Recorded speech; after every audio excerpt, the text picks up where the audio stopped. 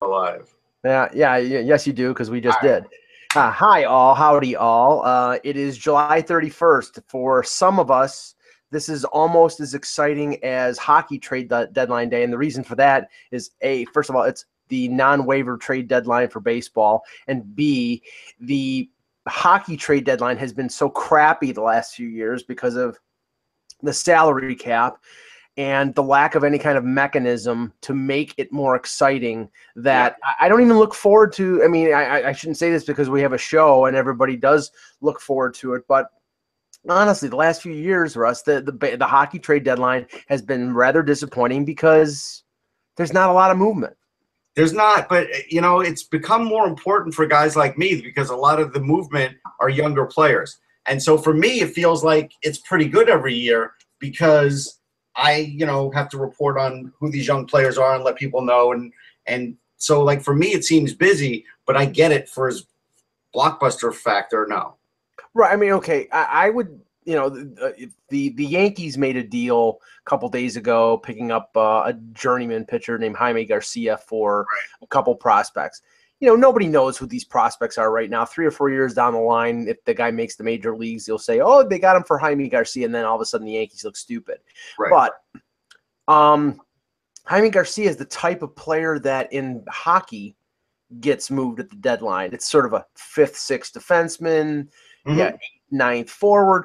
But unlike the hockey trade deadline, in baseball, you're talking about Yu Darvish getting moved. You're talking about Sonny Gray, who's a relatively respectable. Although this Sonny Gray move is taking like forever. Well, and for Sonny Gray is an Oakland pitcher, and the whole reason why this is a game going back and forth purportedly between the Yankees and the A's is because Gray is one of these unusual trade pieces where he's under control for a couple more years, and the reason that he's being traded now is because Oakland, as usual, will not have the money to pay him what he's worth in a couple years. So they figure, let's get rid of him now. Let's get good prospects for him. And this is just the small market thing that Oakland has to go through all the time. Yeah, Billy Beane's getting fed up, though. And maybe that's another thing that's holding up this trade is he's getting fed up with ownership, like basically not really supporting him with anything. Well, okay. And that's fair. If you watched the movie Moneyball, and you never know how accurate movies are compared to the book and compared to real life, but Billy Beane had a chance basically to be Theo Epstein. He had a chance to go to Boston in 2004, 2005, or 2003, excuse me, before they won the World Series. He had a chance to go, and he didn't go. And then Theo Epstein took over and broke the curse. So I mean, and he's been stuck in Oakland for all these years. It's like being stuck in Ottawa as a GM in terms of not being able to spend the money. And at a certain point, if you're a well-respected GM, you want to go someplace where you have a pocketbook and you can spend. Yeah, he should go back to the team that drafted him, the New York Mets. But anyhow, okay. Hey, Ak, how's it going? Hey guys, sorry about the delay. All right. We're just killing time with baseball talk, so we can start the show now. I watched my first baseball game from beginning to end that I've watched in 4 or 5 years yesterday. Was it a Phillies game? Yeah, the Phillies won on the last play of the game. I mean, that's a rarity in and of itself. It's been 2 games in a row. Apparently, they won on the last play of the game. Yeah. So I was sleeping, so I have to admit I don't remember innings 4 through 7, but I did see it. I think that's fair. In your subconscious mind, there you go. Yeah, listen, I think a lot of people in the organization could say that for the Phillies. So people covering them too. I know it's fun, because it's so weird because I used to when I was a kid. I mean, I really knew all the Phillies. Like I had Larry Bowa shirts, and I was like completely I knew everybody on the team for many years there during the Bowa trio, Schmidt. But you also had less to do. Yes, it's true. And I got, but now when I turn the game on, I don't know any of these guys. So I'm sitting on it. I'm just, I'm like, the new shortstop. I know baseball, and I don't know some of these guys. Yeah, the Phillies have a lot of no-name guys. They got a good shortstop, though. It's pretty good. Yeah, the shortstop is pretty good. He's a good prospect. You hope that he wasn't doing great in AAA though, so you hope that he does okay in the major. He's a good fielder. It's fun to watch. I mean, I'm a big fan. I was like shortstop and big fan. So she made some really nice plays. And yesterday I got so bored after that I actually watched the outdoor game between San Jose and LA that was on the NHL Network. Well, I'm going to plead ignorance here because if it's on somewhere, I don't know about it. But I was so bored at times yesterday that if the World Junior Summer Showcase from Plymouth, Michigan was on TV, I would have watched it. It's coming on, Mike. It's in a couple of days. Check your local. Yeah, I saw that. It'll be on like August 3rd, 4th, 5th, I think. Okay, yeah, because the right now they're still in the split squads with Canada and US, but it gets down to like full squads later this week. I'm going to give you my biggest takeaway of that so far, and I haven't seen any of it, but just for what I'm reading online and getting from USA Hockey, now some of those people that were like, Casey Middlestat couldn't do a pull-up, and, he doesn't look like he's in great shape, but he's scoring a couple points a game. Maybe he is really good.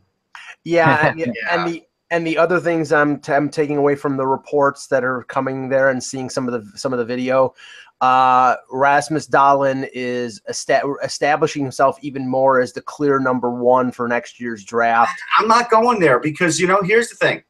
First thing is this is the summer, and so things are going to change during the year as well. Mm-hmm.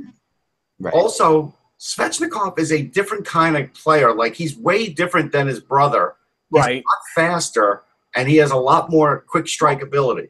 What I'm saying is, Russ, is that right now Dahlin is currently ranked as the number 1, and he's playing very well at this tournament. I'm not saying he's guaranteed, and we know if Svechnikov steps up and has a great season, then he very well could be the number 1 pick. I'm just saying, he's not doing close. He's not doing any harm to his reputation now at this tournament.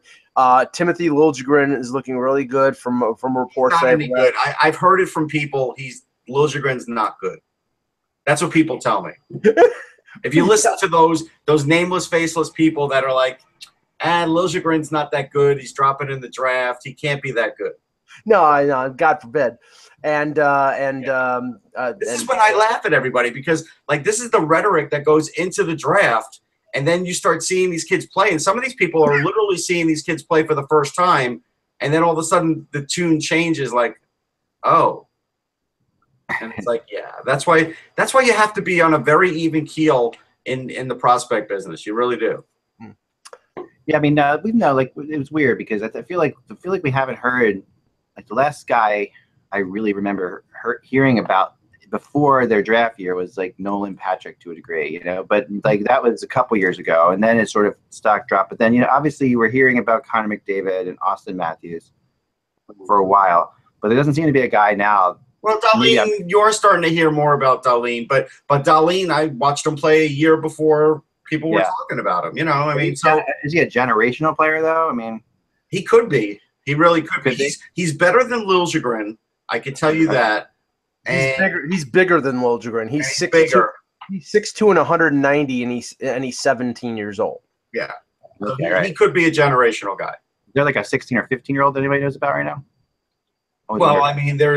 There is a kid now. What the heck is his name? Are we talking about the kid who played in the Q?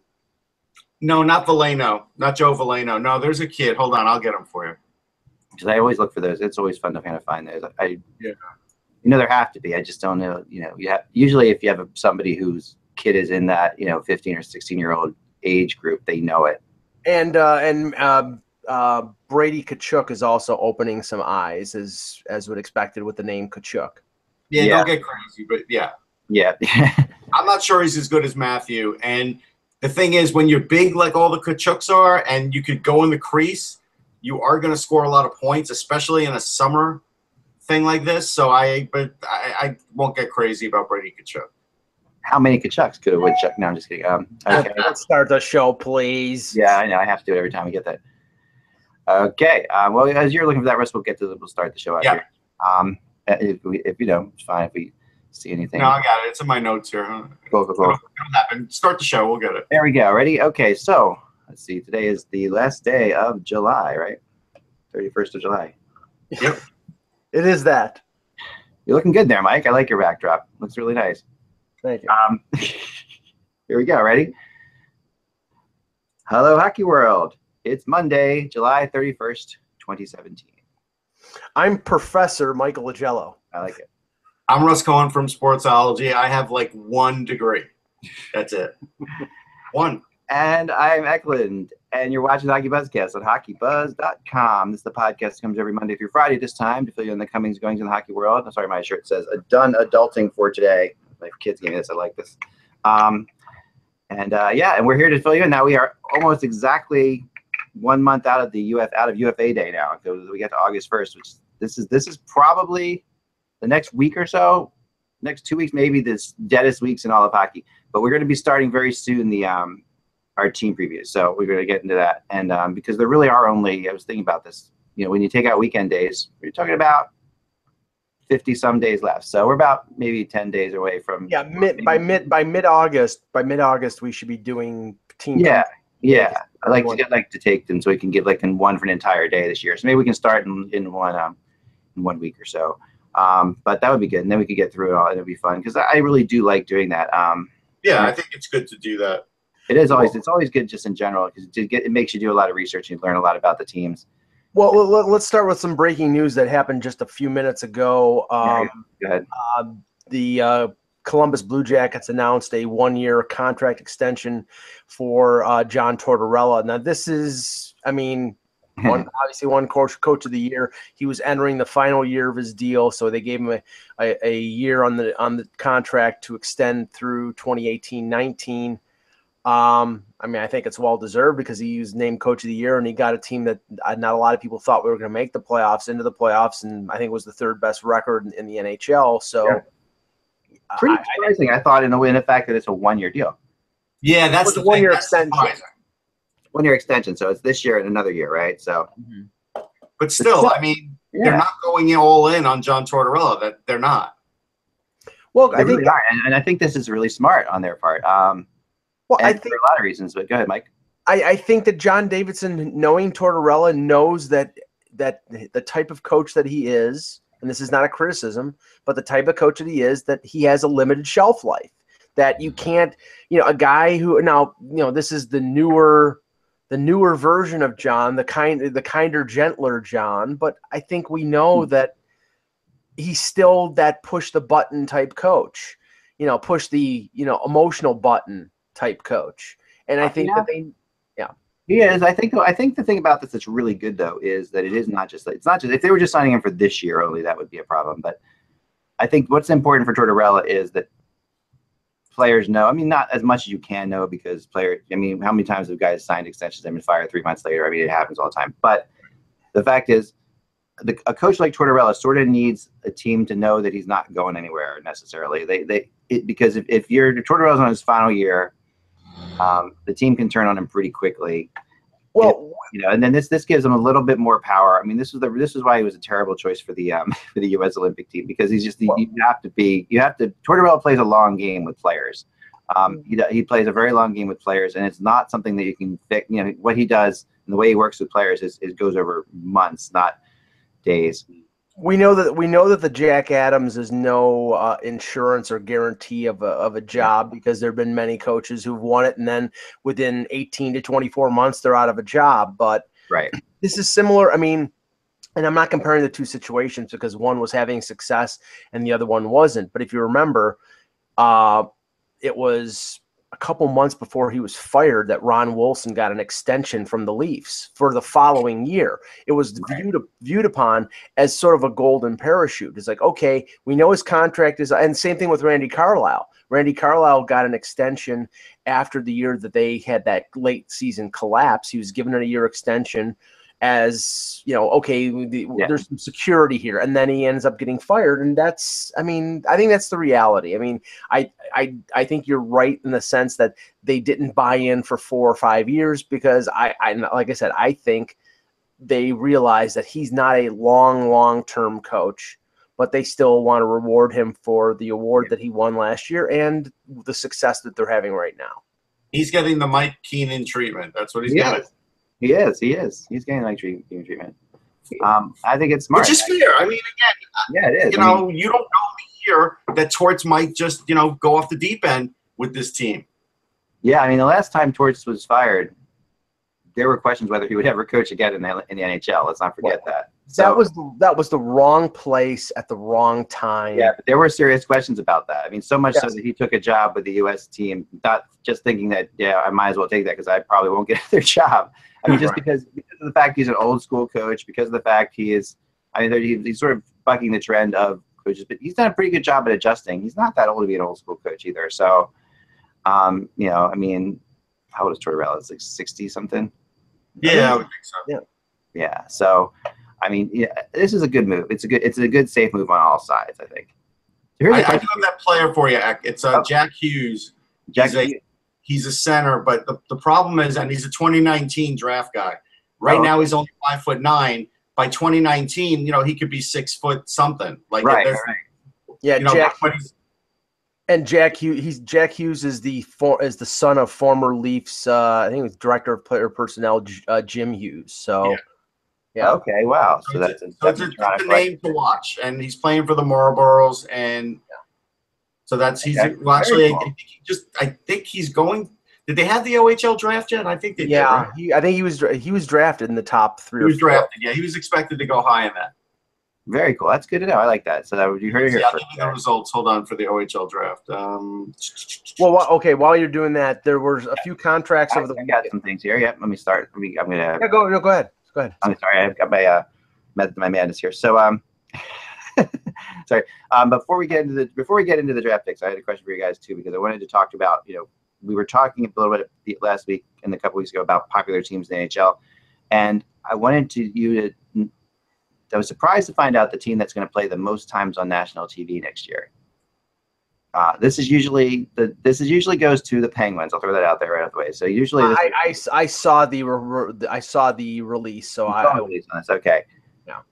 So I'm going to go with the Nashville Predators. No. That would have been that's interesting, because I do wonder how popular the Predators have become after the playoffs, but that's not them for sure. It is a Western Conference team though, which is odd, because usually the Eastern Conference has so many big time markets. That normally, you've seen the Penguins, the Flyers, the Capitals, the Rangers. Rangers are typically one of the ones that are on the most for sure. Yeah. But no, it's the Chicago Blackhawks who. And that's not surprising at all. It's not. It's a little surprising, I think. I mean, I think the Blackhawks are kind of on the down part of their curve a little bit. They're a reputation team, they're not on the down part. They do have a lot of young players. I mean, it's hard to say. It's so hard to say. I mean, obviously you count them out before, but they're a reputation team. They've won 3 Stanley Cups in the last decade. They're in the second or third biggest television market in the country. Yeah. Of course, they're going to be loaded up. It makes sense. Yeah, I mean, it does make some sense, but I think that usually I'm surprised that the Penguins weren't. I mean, the Penguins continue to be, I think the biggest draw. Like whenever you talk to people like Comcast or NBC, that when they have that's usually why you would go for this. Yeah, but I have an answer for that. I do actually 2 things. So Jack Hughes went 8th overall. He could have gone higher, but that's pretty good. It doesn't really matter. OHL draft. I mean, not all these kids are superstars, even if you go first. Right. Here's the thing though with Chicago. Okay. Patrick Kane is slowly putting an assault on all the U.S. scoring records, and so as he keeps doing that, they're going to plug U.S. players, and so it's not shocking to me that they're going to have him on a lot because, like I said, he's making great strides now in that area. Interesting. Okay, I get that. I like that. I think that's Patrick Kane is that the argument about if he's going to become by the end of it all like the best U.S. sport hockey player of all time is very real. I think. Plus, and I've heard that's an argument we'll have for sure. But plus, you have to factor in that I think NBC is trying to get at least a little bit of a balance between Eastern Conference, Western Conference, not having everything from the Northeastern corridor. And if you have games with Chicago, they start at 8 or 8:30, and they could be playing Western Conference teams that don't get on there as much. So in terms of a balance, and and they also could be playing a team from the East, like the Rangers or the Bruins. Well, yeah, 12 of their 17 teams are from Eastern Conference teams. Okay, so it's an East-West thing or an East. And three of them are against the Blues. So you get you kind of like after that you got just Nashville and San Jose, I believe, or something like that. So it's definitely those have to be rivalry night games, the Wednesday night. Yeah, rivalry. for sure. Okay, so now on to some signings. We can make it into two. The one yesterday. The first one, like I like to call him Neil. Neil Sherry. Actually, well, Sherry signs a 3-year deal with the Penguins. 3 years, Connor Sherry, $9 million. Really good signing, I think. I think a really solid signing. He certainly should give Sidney Crosby a cut. Yes. Because without Sidney Crosby, we wouldn't even be talking about Connor Sherry. Not that he's not good, but he just wouldn't have gotten that kind of chance to really break on the scene on a top-flight team and have an immediate impact the way he did it. Now, granted, he was in the AHL for a little while, but not every player in the AHL gets a chance to not only come up from the AHL, but gets to play with Sidney Crosby. Like, it's been huge for him. Oh, no, he should definitely give Sidney. But also Crosby needs to give him a cut, too, because Sherry brought Crosby out of the doldrums 2 years ago. Yes, he did. A big part of Sherry, the biggest thing about Sherry at the time that he came in with a couple other guys that came in with him from those Wilkes-Barre Scranton Penguins were that the Penguins had gotten a little bit stale and they weren't having a whole lot of fun around the team. And talking to players in there and people, this is 2 years ago before they turned it around. Right when they hired their new coach, right when Sullivan came in, they were a mess in terms of the fact that they were not playing well and there was not a good attitude or feeling around the team and they weren't having any fun. And when a creative team like this that's made up of skilled players stops having fun, it can go sour really fast, and that's what was happening. Here's how you know Sidney Crosby's had a huge impact. And I'm not even going to use the college numbers, but if you look at the Wilkes-Barre numbers, his best year was 45 points, 20 goals. Yeah. Right. He had 23 goals and 53 points in the NHL last year. Right.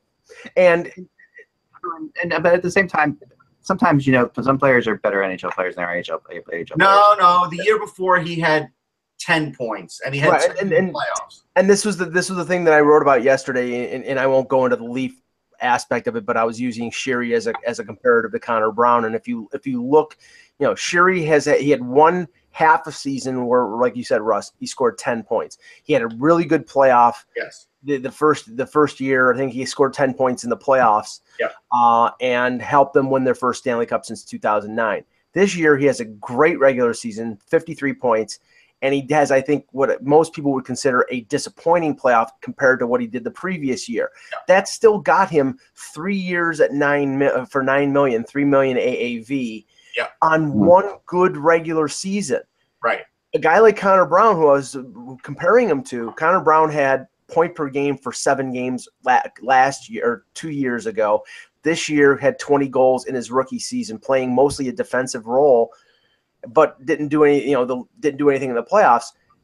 And Sherry's got 2 Stanley Cups. So I think when general managers use the comparative of Sherry, which everybody does for certain certain players, Connor Brown probably is not going to get $3 million. So I think this was a good deal for Pittsburgh in the sense that you got a guy who contributed in the playoffs, put up 53 points, even though it was with Crosby, and you still got him for a pretty reasonable salary for 3 years. I think it's a really good deal for them. I do too. I think it is, and he really is important to the team. And he is. I mean, his speed's important. He's a smart player, but again, at 25, most players don't get the breaks he got. No, that's true. He really has been like if they had a puzzle, he was the piece. He's that thing and became such a. And not to say he doesn't. At times, I remember watching. I think the first Stanley Cup when I was sitting with you in the press box for the first Stanley Cup for the Penguins against the Sharks. Russ, what we were talking about.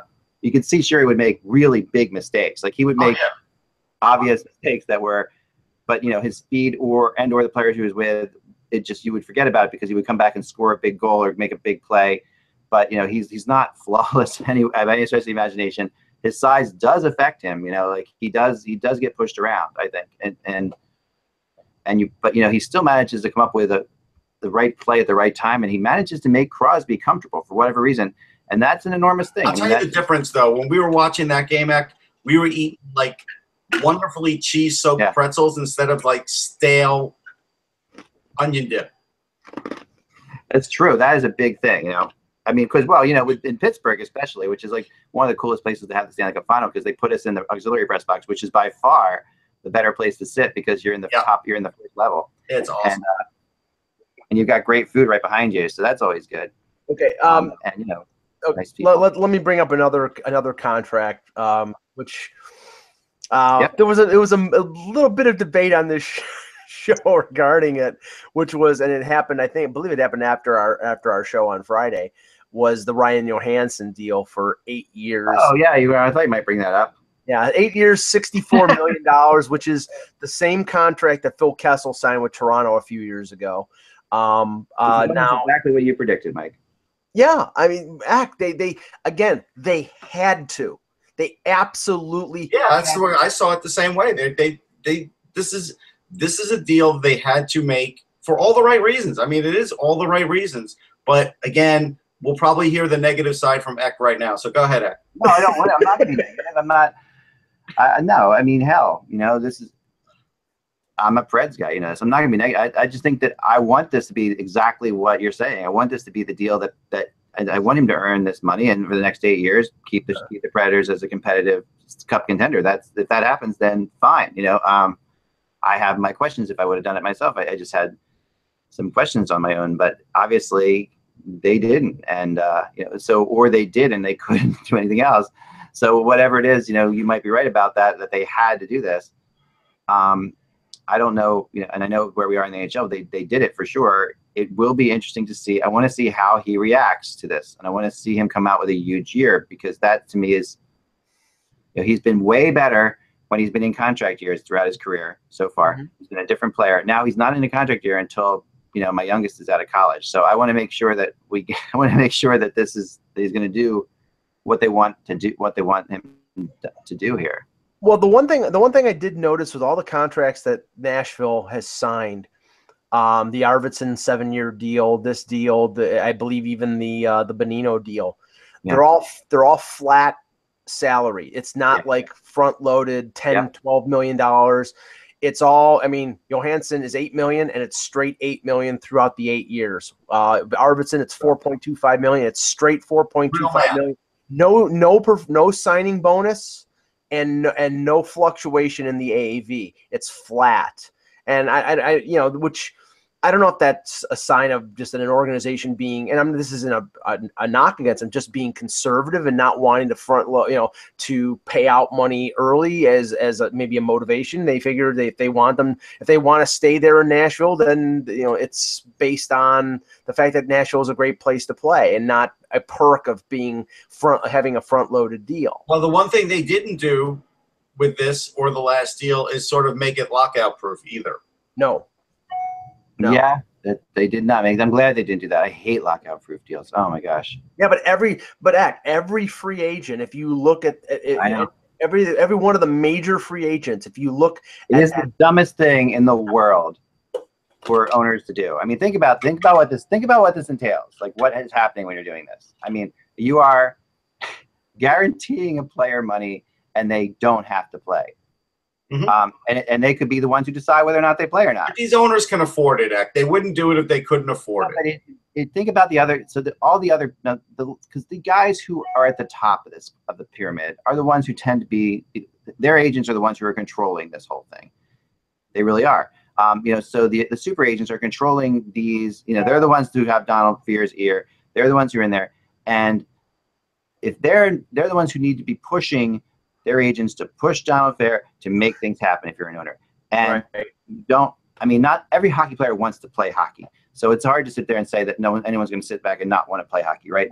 But if I'm a player who doesn't have a lockout proof contract, and a guy who's making millions of dollars above me has a lockout proof contract, I'm really pissed off. I mean, honestly, if we're holding out, he's making millions of dollars by not doing anything. I'm making nothing.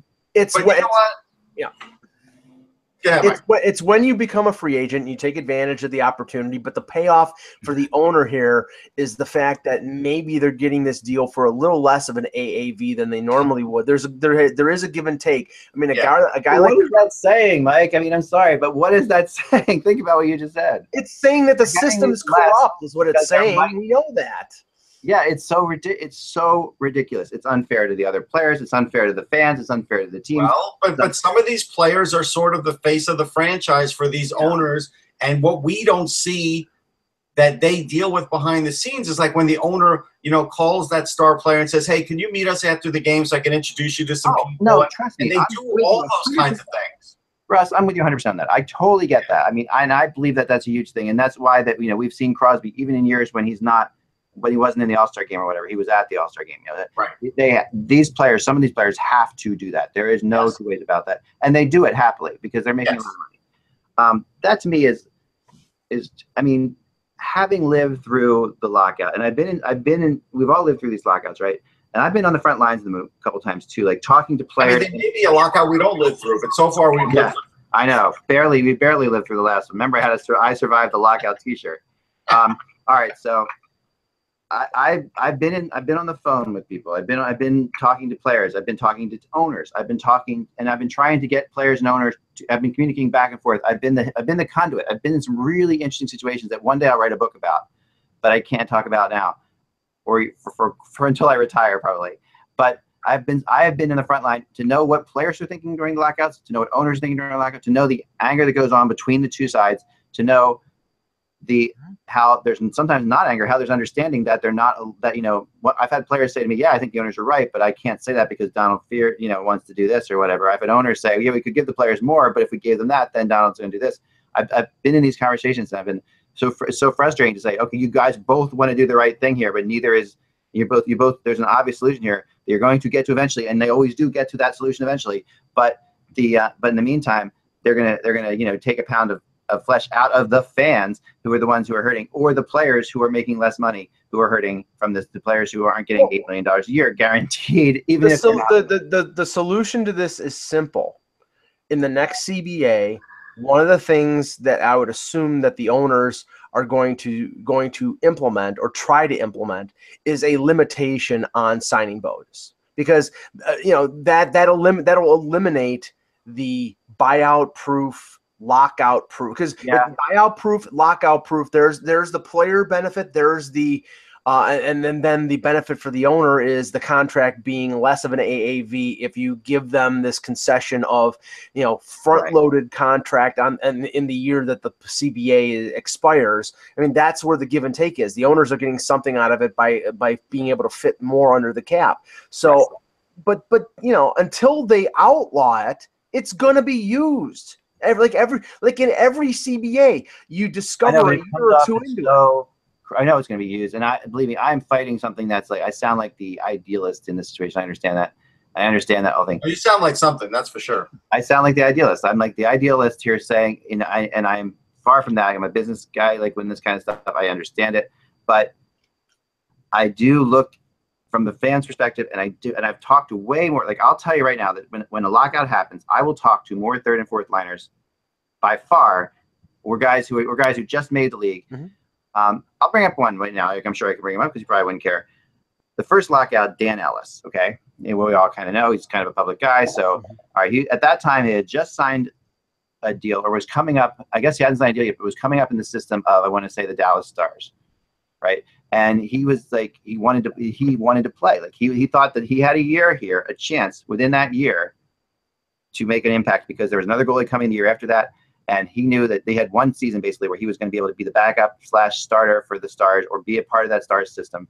And he, I was talking to him, and this is a guy who realized that his career was hanging in the balance. And if they didn't play for an entire year, things could change drastically, right? Mm-hmm. And he's just one example. There have been other players, so many players just like that have been in the same situation. And I've talked to them. So when these lockouts happen, those players are going to be sitting there looking at the fact that their careers are hanging in the balance, while the Steven Stamkos of the world, because I think Stamkos was lockout proof the last time around. I think he was one of the. Well, the Steven Stamkos, who was, and I have total respect for Steven Stamkos, and get what you can get from a contract. I can't say you shouldn't do that. It's a free country, but there's a repercussion to this, like that. That does just rebound in the chambers of sound in the hockey world that these people and players deal with. And I'm not saying there's any answer for it. And I'm saying I'm not idealist. I'm just frustrated with it. But I'm frustrated with the fact that I cannot believe that the owners, because when the owners do it, and then they come and they complain about things, which they will, and I'll sit there and say, well, it's a good thing you're paying the most influential people that you could have on your side in this. Anyway, it's the most frustrating thing, because Stamkos is losing a ton of money, and if there's no hockey being played, he's going to want to help make sure that they get to the table sooner than later. And instead of just sitting back and saying, okay, we're not playing till January, like we did last time. That's basically what happened. We all knew we were going to play in January. We weren't going to miss an entire year, but we're probably not playing till January. So what the hell? Let's just waste the whole fall. Yeah. I'm just you'd be a terrible negotiator. I'm just letting you know that, Ek. You I'm a good negotiator. Negotiations back. Well, and the whole deal is, for a player who's getting that big signing bonus, they're getting that money on July 1st. They're getting that lump sum on July 1st when the CBA expires. I believe usually it expires in September, so they can't deny those players the signing bonus. Yeah, and then they have that money to live on in case the season does go into December and January. It's a reality. It's part. It's. If I'm not mistaken, I think Stamkos actually was still drawing his salary. I think that if I remember right, it wasn't just a signing bonus thing. He was actually drawing a salary. His contract was. Was it because he was hurt? Wasn't it because he was? No. He was still getting paid. And I know players who get hurt, that's another weird loophole. But no, which I think is actually one of the few loopholes that works for the player's advantage. So I'll give it to him. But there was, I believe, it's more lockout proof, more than just the signing bonus. That actually he was guaranteed to continually get paid even if they didn't play. That was more frustrating to me than the signing bonus thing. Is not as frustrating to me. I want to know what the lockout proof means nowadays. Maybe it's if it's just signing bonus, I'm not as upset about it, because signing bonuses always happen anyway, and it can only happen 1 year, so it's not like you can really. We don't know how many of these deals have that clause in it. We probably won't know until we actually get to the point where there is a lockout. Now, hopefully we avoid it. Just a transition here, and I cannot remember the name of the defenseman who a couple weeks ago the file for arbitration, and the team had submitted an offer around $2 million, and the player had submitted an offer of almost $5 million. Yeah, I know what you're talking about. There's another one that's happening right now, just like that. That's what I was bringing up. Calvin DeHaan, Russ, you'll love this. Yes. Calvin DeHaan, the Islanders have offered on a 1-year deal 1.95, right? 1.95. DeHaan is asking for $5 million. You could drive a Mack truck through that gap. Yeah. When the amount that's between two teams could set up basically your whole city for the next 20 years, that's something that's something there. Yeah. I'm going to tell you something based on who the Islanders have in their system and everything else, based on the fact that they haven't traded him. They might walk away from the arbitration award, the Islanders. Well, I don't, and I'll check to see what kind of statistics DeHaan had last year. I know he had a decent year, but if DeHaan gets awarded $5 million, I could see the Islanders walking away from that. Oh, absolutely. Yeah. Now, okay, he's 26 years old. DeHaan had 25 points, 5 goals, 20 assists in a full 82 games. Previous years had 16 points and 12 points. Not a chance in hell he's getting $5 million. I would say probably he's going to get in the mid threes based on mid-threes or 4. Yeah. Now who was the guy? Ak? Did you know? I can't find it. I know I'm looking for it. Sorry. Okay. Well, anyway, it is crazy when this happens. I mean, you wonder why it doesn't happen more often, because honestly, now at this point I do kind of wish. Is it baseball that they pick one side or the other? Yes. Yeah. I do kind of wish that happened here. That would be. But I think what Russ is saying is very possible. If he gets awarded something that's out of whack with them having, Mayfield and he's right. And actually, that not just is Russ right about that, but actually that is part of a strategy here, probably. Yeah. That when you ask for that much money, you are in a way hoping for a free agency, because if you get awarded a certain amount, like they'll, so that definitely, I think he might be looking You might know it's another team that's going to give him more than the Islanders. You might want out of the situation for whatever reason. There's a bunch of different possibilities. And I believe he's a UFA at the end of next year anyway because he's 20. Okay, so there you have it. So, now also Nino Niederreiter has signed a 5-year deal worth $26.25 million, which is a 5.25 AAV. Yeah. For Nino Niederreiter. Well, let's talk about this in the broad sense that what would the Islanders look like if they never made this deal? Right. Would this solve the problem for John Tavares? That's the title of the Islanders' story for the last 20 years, though. No, but think about this. He may have been the player to put with John Tavares. Yep. But they didn't wait for him to become that player. They didn't wait for him, and he had moments when he showed it. Yeah. And he's becoming a player now. And the thing I most respect about this deal is this. He does not have a no movement clause. He said he didn't want a no movement clause. I love this. This is the phrase. This to me is so he says, because if a team wants to trade me, I don't want it. I've always liked Niederreiter's attitude. It's always been good like that, like a good. How awesome is that? I know that's just to me. It's such a great thing to say, and it's hard. I guess there's part of that. I mean, so you guys know that obviously I put family above everything, and there are times when which to me that's the only thing I can say about this is like the thing about a no movement clause is that you can control your family situation. So if you have kids who need special help or in school or whatever, I mean, I can never move because my son needs help with certain things. It's just saying things like to me, like that's like something that but if you're single, I don't know what neither is. You're single, then this is like awesome to me. Well, let me just say this. I don't think Niederreiter earned a lot of friends at the PA with this deal. Yeah. One, because of the no move clause that I didn't even know about until now. But the other thing is, he's a 3-time 20-goal scorer. He had his best year. I think it was over 50 points last year, his best year. And he gets a 5-year deal. That's great. $5.25 million is not like, and I'm not saying that he should have gotten as much as, say, Brad Marchand or Tarasenko or somebody like that. He's not a star winger, but he's a top 6 winger. And 5.25 is very, very team friendly. When you look at the fact that, I think so. When you look at the fact that guys like, and I'll just use the Leaf perspective here. William Nylander next year is an RFA coming off his entry-level deal. He's had 1 year, 60 points. Even if he has another year where he scores just as much, using the comparable of a guy like Niederreiter, how can a guy like William Nylander say, "Oh, I want $6.5 to $7 million"? He can't. No. Every team uses comparables. Here I'm going to give you the stat that you probably don't think about with Niederreiter. That's probably the most damning to the Islanders and most really great stat for him and the Wild, and that is in the last 4 years, the least amount of games he's played is 80. Yeah. Last 2 years, he's played every single game of the season. When he was with the Islanders, they played him for 55 games.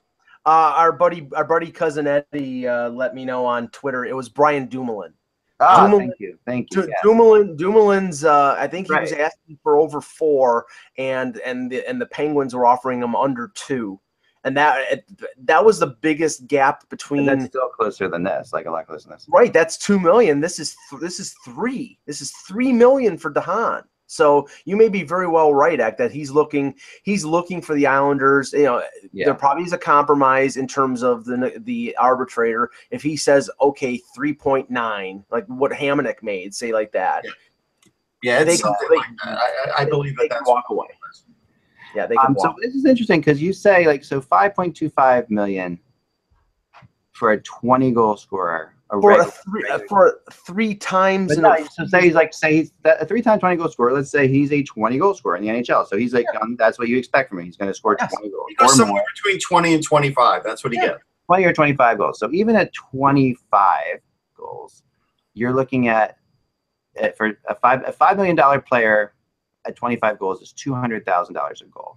Mm-hmm. All right. So is that what we're looking at in the NHL now? Like $200,000 a goal? Like, is that really if Edmonton's spending $450,000 on a goal for Connor McDavid per goal.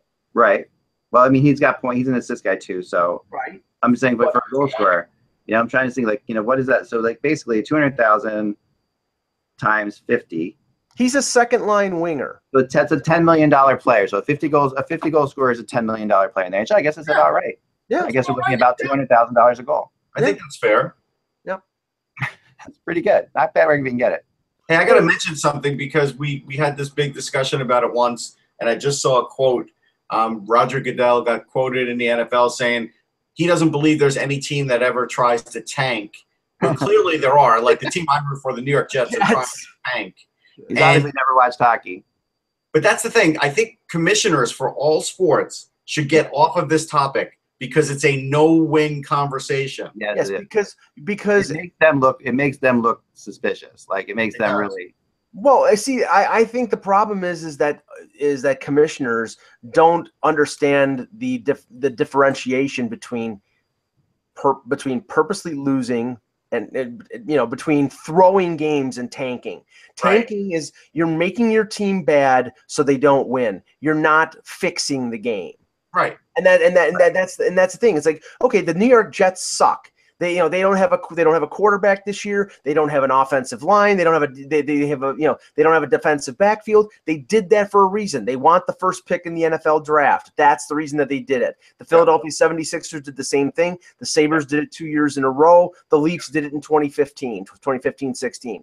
It's part of the tactics of professional sport now. That's what you do.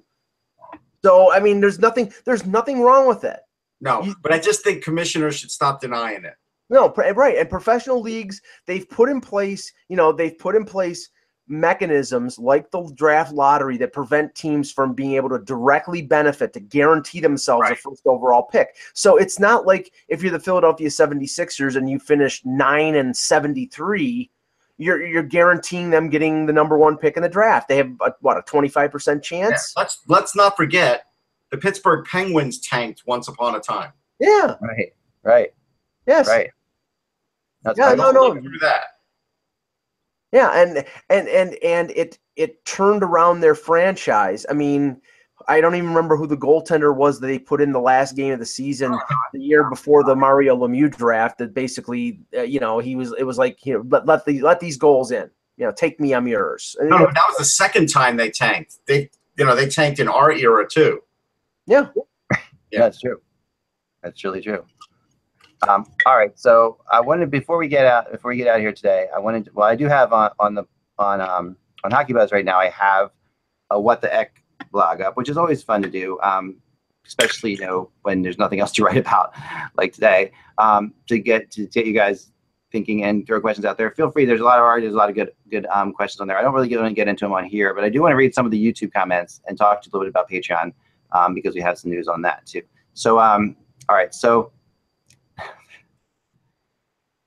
well, while you're looking that up, I'll just fill for a minute here. There was an article in Newsday yesterday regarding the Belmont Park initiative.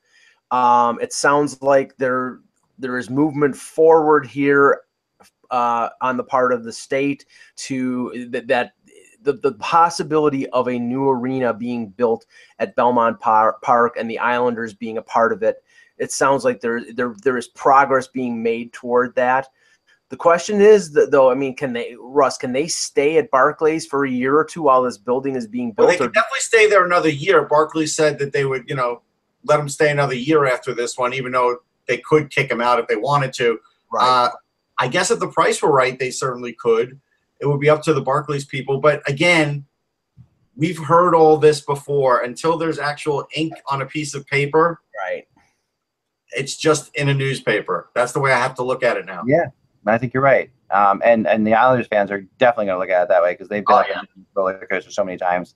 Right. I remember like B.D. Gallup, who used to write for Hockey Buzz back during the Lighthouse Project stuff, became basically an expert on Long Island. In Long Island law and all the different aspects to it, while hunting down as most people have out there to try to figure out what the hell is going to happen next and what has to happen for the Lighthouse Project to go through. It was a disaster, so all the way through. Lighthouse Project definitely one of the Islanders' low points in their history. So we got it. So on YouTube, you guys have been watching at a great number. We really appreciate it. It's been so great. Over 1,000 views on Friday's show, which is amazing for this time of year. So thank you so much. Filler Up had a nice comment. DB had a not so nice comment, but what's the not so nice? What did the not so nice comment? I wouldn't want to do that because be the troll. But DB, all I can say is I don't think that that's true. I don't think Russ would say that about me. Anyway, fill her up. I mean, you'll have to ask him. I am me.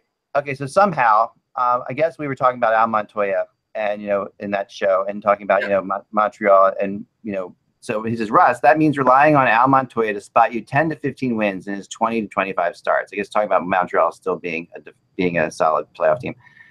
Do you think the Montreal defense won't be exposed in those games? We know Price can bail the D out in 55 of his starts, but Montoya and the majority of his. Montoya's been a solid backup. I mean, yeah. Well, he says, I'm a longtime Islanders fan, and I remember Montoya as a starter for us. We were bad. Different player. He's been better on Montreal. Yeah. Yeah, he was good. He was good then, but he didn't help out our poor defense on those nights. He was okay, but wait, you're the Montreal expert even more than us. Don't you believe Montoya's had a better run in Montreal than he has with the Islanders? Yes, because of the kind of team defense that Montreal plays, basically. The kind of goalie is – Montoya is – people forget how highly touted Montoya was. Oh, I remember. I was there at that draft. I thought he would be that too. He was considered a definite starter in the NHL. Like, there was no question about it, right? He was one of those guys. And he has had a really – he's had a renaissance. He was good in Winnipeg. He was good in Florida as the backup for Luongo. I mean, I think he's had a good career at times, and he's become a basically – perfect backup, and he's very good. As a starter, he has had issues, but the starter issue, in the Island, I mean, that was, and everyone was having starter issues in the Island at that point. Here's where, again, I question what's going on in Montreal, because I heard a report over the weekend that the plan for the Canadians is to play Montoya more and to play Price less. Right. To play Price 50 to 55 games, which means Montoya will play 25 to 30. And if that's the case, you need more offense, and they don't have it. Right, and I think that's the obvious thing with Montreal, right? That's definitely the big case, and whether Montreal is going to ever get more offense together or not. Now, I've heard we talked a little bit about Montreal, and to try to elaborate a little bit of rumor world for you now. We talked about Montreal last week, and over the weekend I wrote more about what are they saving this cap space for, because that was definitely something that came up with a couple people I talked to over the weekend.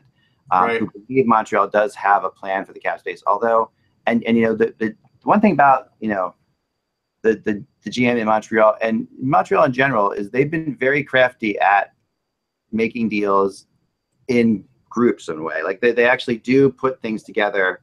They will make a trade to make another trade. This is one of the few teams that does that pretty well. So a lot of people think that they're either going to get in under Shane or that they're trying to make another move along those lines where they're going to bring in a $6 to $7 million player, but they have to do a couple things along the way to get before they can do that. Probably picking up some defense or some kind of defender, because that's what really is wanted in Colorado. So if they're going to make Duchesne, that's what they have to do. If they're going to pick up another big name player, or make an offer sheet for Draisaitl or something like that, which I don't think is going to happen. But I'm just saying that I think that I don't want to get into the offer sheet debate again. Yeah, but it's a whole nother. No, I was just going to say, in terms of Colorado, you still have the Zadorov situation that's unresolved, and the speculation a week or so ago was that if they didn't get him signed by the end of July, because KHL training camps are opening up, that he was going to sign in Russia. And we've already seen Markov go. We've seen a couple other players go, and there seems to be an impasse here in terms of how much money. Now he's using it as leverage, but I'll tell you right now, they've got no NHL defensemen. They've got three or four at the most. The rest of them are, guys like David Warsofsky, and they've signed a few guys who might be able to step in. But right now, I mean, I'm puzzled by what Joe Sakic is doing, because that team is right now operating on sort of a bare bones budget, and they have less than 40 guys signed to pro contracts. It's bizarre. Yeah. No, it's true. I mean, but again, we'll see. We'll see out of camp. They do tend to plan long term. I mean, and not in Colorado. I mean, but in Montreal. Well, in Colorado, we don't know. I really don't know what's happening, and I have to think that something is though. Like, I have to think that there's something going on there that we don't know about. That some deal's going to come along. That they're going to pull like a 2 for 4 player trade off or something like that.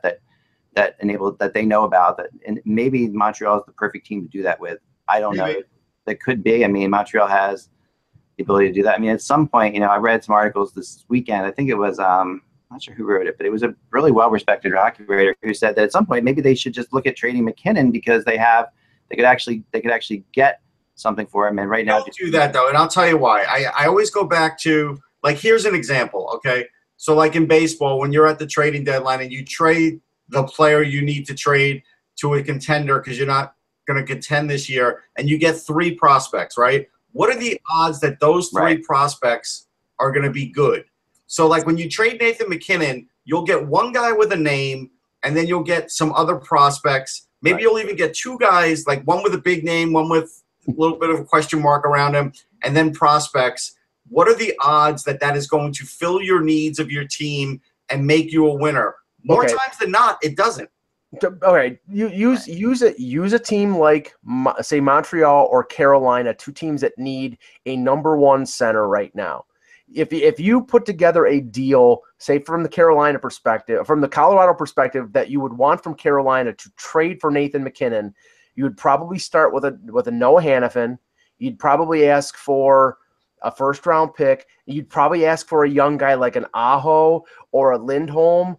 At a certain point, it doesn't become beneficial for Carolina because you're giving 3 or 4 young pieces, and Colorado's going to want guys who are not like B prospects. They're going to want A prospects, and they're going to want a lot of them for a guy like McKinnon. And it's sort of counterproductive. And I don't think that there is a way that deal gets done. So it makes more sense to trade a guy like Duchesne, who's got 2 years left, who had a bad season last year, and who needs to move on. You'll still get value for him, but you don't trade a franchise cornerstone when he's 23 years old. Right. Well, he's a little old. 24 maybe. No, I totally agree. I mean, as McKinnon is in a weird spot because I think even though he is a star and bordering on superstar type player, I do think that he needs to have a certain role on a team that he doesn't have that role on that team at all. Like he was much better. He could have better players around him. It wouldn't hurt. Yeah, better players around him, and just like when I loved Nathan McKinnon the most, and I've said this many times on like a broken book, but watching the World Cup of Hockey, what he did with that team when he was on that team was he was the guy who was a skilled player, but also didn't mind going to the dirty spots. Kind of had a lot of Sidney Crosby in him. Was like really, physical.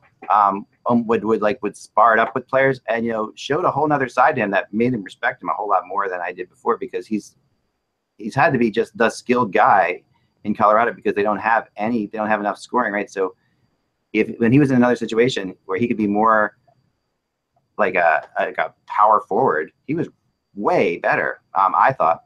So there were a couple of what the X. They're kind of funny. I'll just throw it back and then we'll get out of here today. Okay. I really appreciate you guys doing it. Everybody's getting into it. That's always fun. It's a fun game to play, I think. And I love talking to you guys like this stuff. So anyway, here's a good one. Where I just lost it. Okay. Here. Oh, shoot. Okay. Sorry. Here we go. Got it.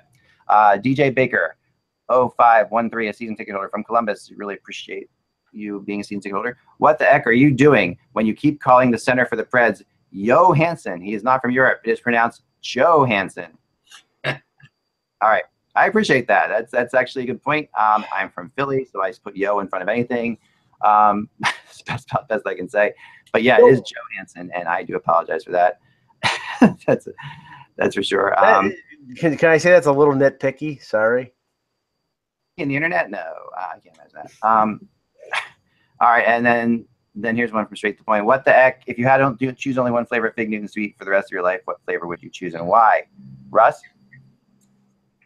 One player to watch for the rest of your life? No, one flavor of Fig Newtons to eat for the rest of your life. Fig Newton. I'm sorry. A truck drove by. A Fig Newton? Yes. Fig Newtons come in multiple flavors now? Yeah. Cherry. Cherry, okay. Mike? I'm a traditionalist. I like the regular Fig Newton. Yeah, I like strawberry Fig Newtons. I'll throw that out there. But I think, but I'm okay with regular Fig Newtons too. They really are good. Nature's Best, I think, make great Fig Newtons. They're organic. They're amazing. You can get them at Wegmans around us. But that's like they are like a staple in this house. And I guess one for you I'll throw out there.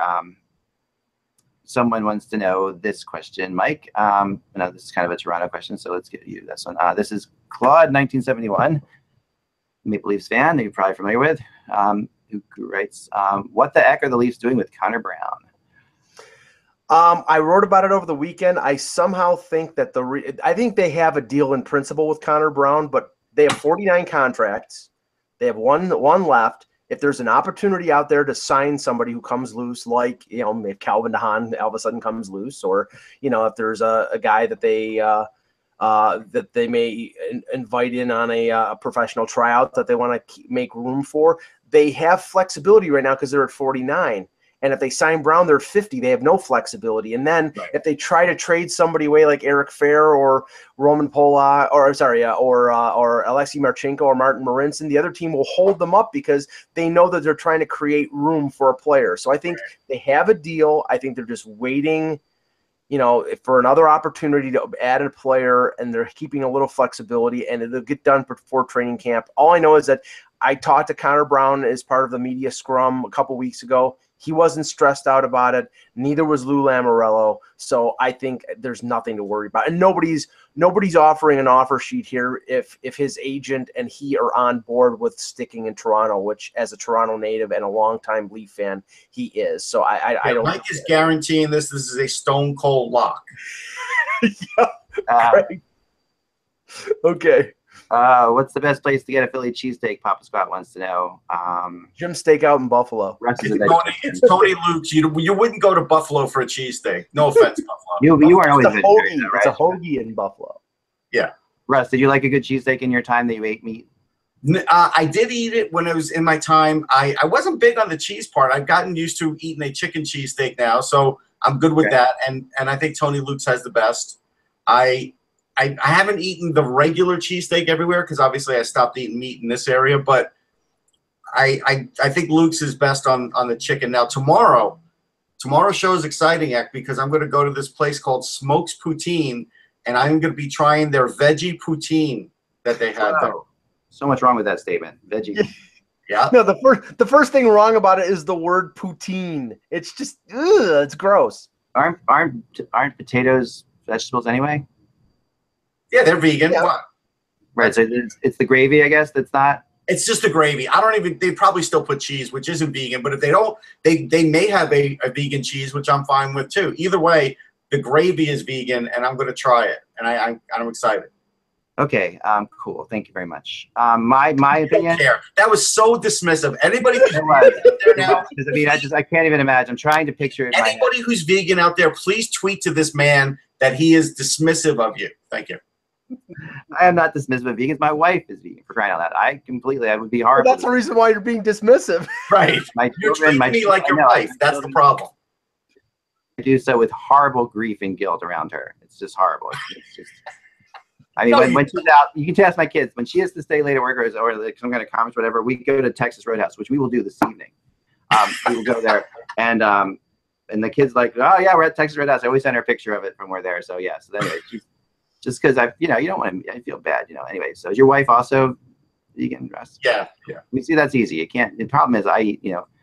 My wife could not possibly not eat enough meat to make up for the meat that I eat. So that's the issue. It's like my wife is not vegan because I don't have a wife. Right. Yeah, the blow up dolls don't have. No, stop it. Like, find a wife. There's something you can do. Let's go to patreon.com/hockey. And so we have not talked about Patreon for a while because there were some issues there that we can't get into, but that was nothing to do with partially our fault, partially someone else's. I won't say whose. But we are actually, there are still many of you that are supporting us there. We very much appreciate this. And we have dropped the ball on this to a large degree. I've dropped the ball on this because of so many different things, which we can't explain, but it seems as if we figured out all the quirks, okay? And so we're kicking back in. And as a result of this, I wanted to do something special for you, all you guys who have supported us from the beginning. And that is to actually, we're making like a HOckeyBuzzcast t-shirt that I'm going to get out to all the people, regardless of how much they're putting in, okay? So so I think there's 20 some of you right now. I'm going to check out really quick when I do that. The only people who are not going to get it are us, Russ. No. So this is. I mean, I'm coming up. I came up with a couple really cool t-shirt designs for HOckeyBuzzcast, and what we're going to do is we're going to send this out to you guys. So I'm going to put up a post. You'll see it tomorrow. And we'd love it if you guys could. What Patreon is basically is a site to help support independent content. There's 24 of you right now, which is great. There was like 40 of you, and I don't blame the people who dropped off. But if you would do me a favor and you want to drop back on today, this is the last day of July. Okay, so if you drop back on today, anyone who is a season ticket holder of ours, not season, the Patreon of ours, as of Monday, which is the 7th. No, the 7th. Yes, no, as 7th. of let's say as of. That's too late. Let's say the 7th. If you're a Patreon by the 7th on Monday, then you'll be able to, and at least you're doing like $5 a month. If you're new, if you're just doing $1 a month and you're old, you're going to get a shirt. If you're new, $5, whatever. I'm going to redo all this stuff so it makes sense. But we're going to do something for you guys and start this thing again because we really need it to help support the show. It's expensive to do this. Mike and Russ do it out of the goodness of their own heart, basically. And we love doing it. We love coming to you and so patreon.com/hockey, really simple. But just patreon.com/hockey. You can go there. You can do $1 per show. You can do $1 a month. You can do which $1 a show is like there's 20 shows a month roughly, which is great. There's all different kinds of prizes on there. I'm going to be revamping the whole thing. August 1st is tomorrow. Jump on board if you can. That would be awesome and help us out. And we will also get back to doing some more stuff for you guys now that we know we've got all the kinks worked out with Patreon. And we really appreciate those who have supported us up till now. It's meant the world to us. It's helped us keep going. So if you can continue that, that'd be great. And if you want to jump on now because you find that this show is worth something to you, you look forward to it every day. We annoy you. That's fine. Yeah, I support a bunch of other podcasts, like a couple of $1 a month, a couple of $5 a month. Yeah, you donate $1,000 a month. I promise to go away. Yeah, I mean, with basically there's 1,700 subscribers to this site, to this podcast. If everyone did $1 a month, that would be wonderful. That's all it doesn't have to be a lot and $1 a month. I mean, what is that really? So if you can help us out, if it's worth it to you, thank you so much. We appreciate it. And so patreon.com/hockey for more information, and then check over the weekend if you are a Patreon. Look for the special post in there in the Patreon only section for posts where I'll be able to help get your address and get you out something so that we can get this because it's kind of a cool T-shirt. It says "Without the Buzz, it's just hockey" and has like the BuzzCast logo on it. So it's going to be very cool. You guys will like it. We'll have it for you to show to you today or tomorrow. Also, check out the Laidlaw and Allen podcast, which is on Hockey Buzz right now. This is all the people I've met throughout this journey of mine in the hockey world, and there are hundreds of them. There are probably not two more interesting people to talk to than Kevin Allen and Tom Laidlaw, and we're going to get them on together on the HockeyBuzzcast at some point in the near future to kind of promote the show and do all that stuff. There's actually a thought about maybe doing that tomorrow. I talked to them briefly, so we'll talk to you about that later, Mike, and figure out what we're going to do. But yeah, so this is Kevin Allen of USA Today. Tom Laidlaw, who's a former NHLer, former player agent, was with the Rangers, was the player agent for lots of interesting situations like Brian Berard. You remember that one? Brian Boucher. He's Laidlaw and Kevin Allen are two of the funniest people I've known. They have great stories, and they're writing a book together right now about all these incredible. Laidlaw has awesome stories, and of course, Kevin just has a great way of telling his story. So. Check this out for sure. It's down below. You'll see Laidlaw and Allen. Check them out and let us know what you think. So I guess that's all the time we have for today. But again, thanks for watching. Thanks for supporting us and sticking with us. And keep telling your friends. Remember to subscribe down below. Like the podcast if you like it. Leave a comment. We'll discuss the next show. We're liking the comment section. You guys all said you really like us talking about your comments. We love doing that because we love interacting. Keep the comments obviously respectful, or else we won't talk about them. Or if we do, we'll talk about them off the air and have fun with them. So as long as you're watching and telling your friends, we appreciate it. Remember, without the buzz, it is just hockey. We will talk to you tomorrow. See you then.